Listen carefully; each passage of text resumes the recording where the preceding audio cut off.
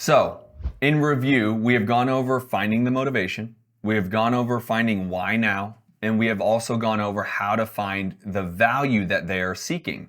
Let's get into closing the deal and making some money, right? So, now comes getting pen to paper.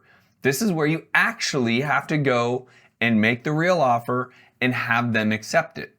Now, there's a lot of sales training that I can go over here, but for the sake of time, let me focus on a couple things that I think will help you immediately, because these are the biggest ones that I believe out of all the things that you can do in sales, these two are going to be the biggest. First, have them reduce their defense mechanism. I call it the wall, right? They just put up a wall. They don't want to be open or vulnerable with you. They don't really want to let on to you about where they're at in life. So the best way to do that is have a conversation at the front of the conversation saying, hey, I'm glad that we're having a conversation about selling your home. Out of the gate, I just need to let you know, if I can't get to your number, that's okay. It's okay. I can't buy every single deal.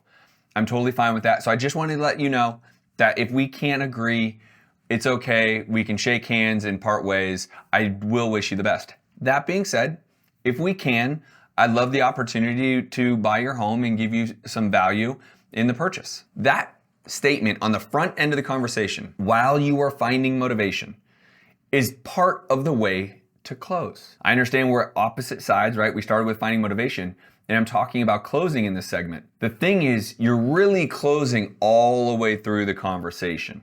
That's why this subject matter is so big and so great. I literally usually will spend 2 full days live training on this. But for the sake of this training, you need to understand I need to lower their walls at the front of this conversation first so I can have a valuable conversation throughout. And when I say valuable, what I mean is you're getting intel from them so that you can provide value right back to them. So at the beginning of that conversation, make sure they know that you can't buy all the properties. Then along the conversation, as you're finding motivation, you're finding why now, you're finding the value, you can do what I like to call deeper dives in minor commitments. The minor commitments along the way is to help them buy in and say yes, okay?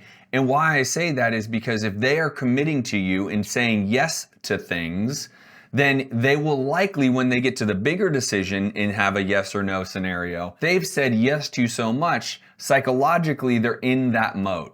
Now, it doesn't mean they're going to accept your offer. I'm not saying that at all. But what I am saying is you want to try to get these tie downs, these minor commitments, that they agree with the value that you're offering, that they agree that they need to do this in the next 30 days, that they agree that it is easier to sell to you than it is to put it on the market, that they agree it's easier to take a cash offer, even though lower, with no commissions.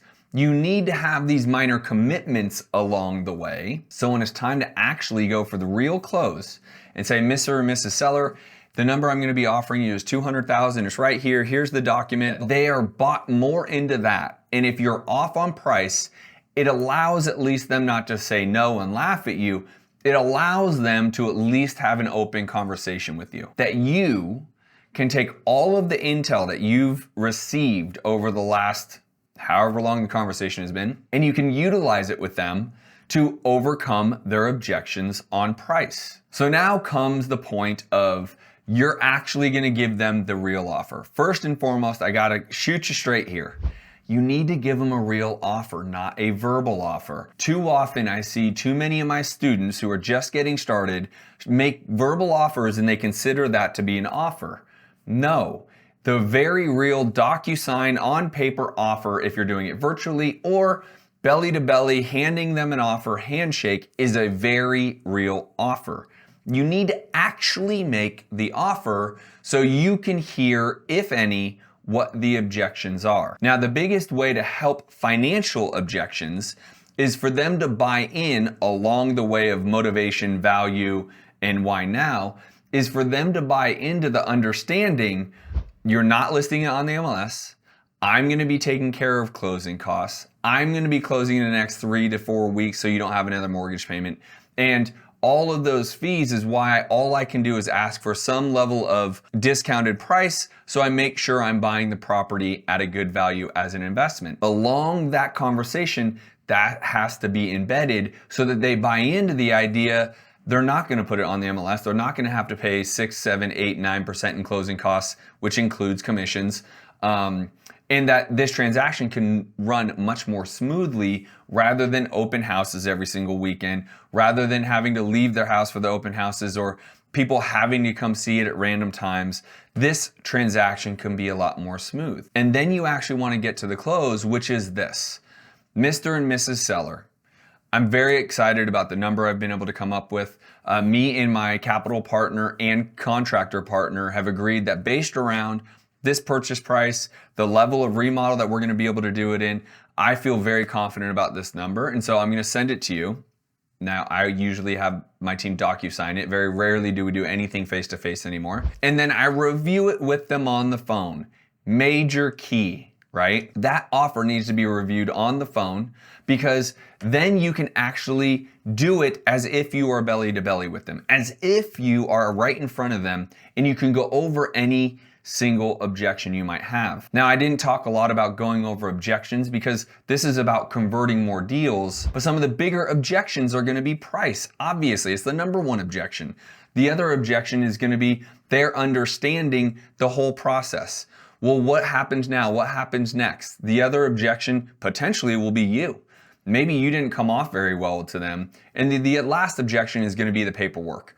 So there's really 4 main objections: price, people, paperwork, process, the 4 P's. That's it, right? Now, they might say I need to think about it, or I might need to go talk to my wife or my lawyer or my accountant. In the initial process, when you are going through the motivation and what value, some questions I would encourage you to ask will be, is there anyone else a part of this process besides you? I would hate to get all the way down the path of making an offer and then you have to run it by your spouse or run it by someone. I don't want to get there. So if there is somebody that is going to have to review the offer or be a part of this, I would rather them come into the conversation now so we can all have a conversation. You need to make sure you have all decision makers involved in the conversation.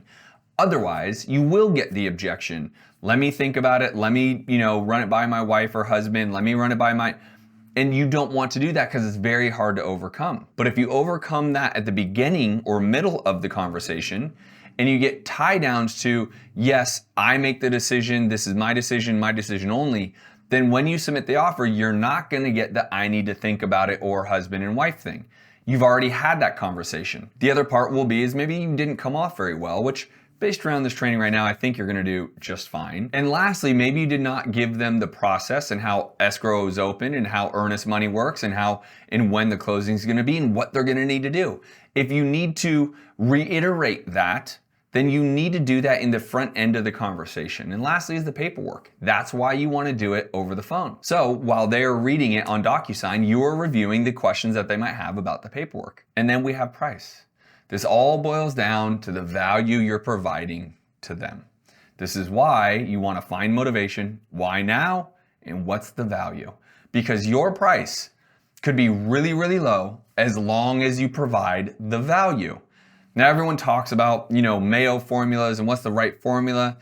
I can give you those type of things, and I can tell you as a moment in time, we're running right about 80 to 82% of ARV minus rehab minus wholesale fee is really where we're targeting our properties. But I will also let you know that there are properties that we're buying at 90% of ARV because it's just a good value to where if I'm a wholesaler, my end buyer, or if I'm me, I'm holding it or flipping it for myself.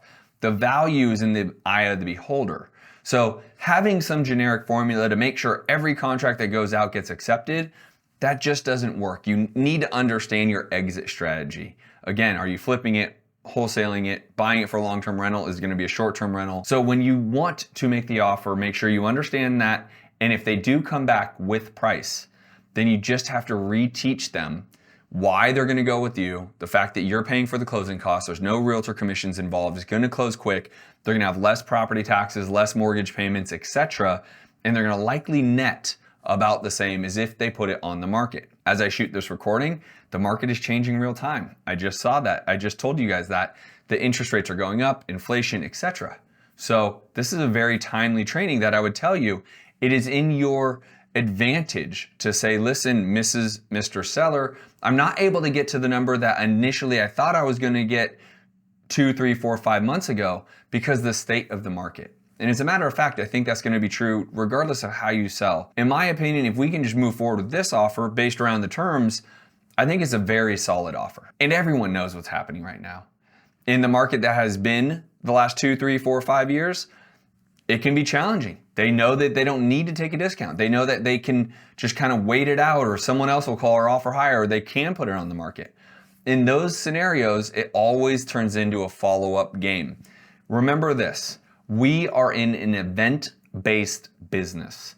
People need to go through an event that drives motivation for them to have a conversation with you. That's why I started this training with motivation, and I'm ending it with closing the deal. The main point of closing the deal is making the offer. Again, I've done this thousands and thousands of times with my students. Mostly they will tell me, oh, I told them I could offer $200,000. And I said, did you actually send them an offer? And they say no. Don't be that person. Don't tell them the offer, send them the offer. That is the only way to convert more deals.